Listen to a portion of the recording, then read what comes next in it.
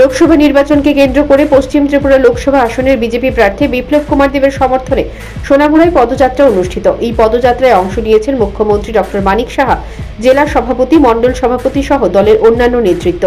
পদযাত্রায় দলের কর্মীদের উপস্থিতি ছিল প্রত্যক্ষ করার মতো। এই পদযাত্রাকে ঘিরে এলাকায় ব্যাপক সাড়া পরিলক্ষিত।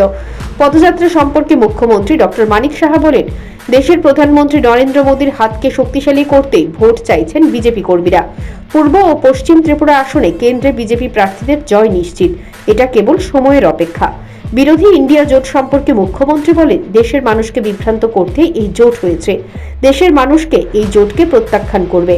ত্রিপুরায় জোট হলেও দুই আসনেই জোটের প্রার্থীর জামানত জব্দ হবে এবং সেটাই করেন এবং গ্যারান্টির কথা সবসময় বলেন। সেই দিশায় আজকেও এখানে পদযাত্রা আমরা করলাম। প্রচুর মানুষের response.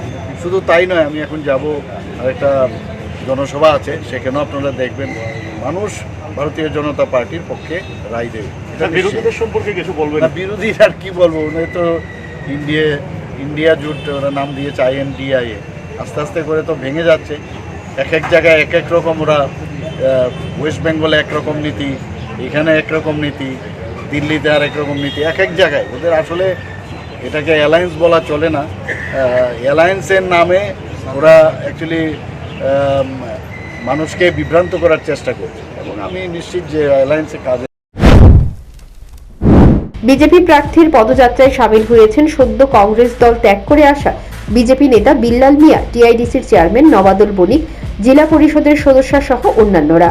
Bureau report, news prime Tripura.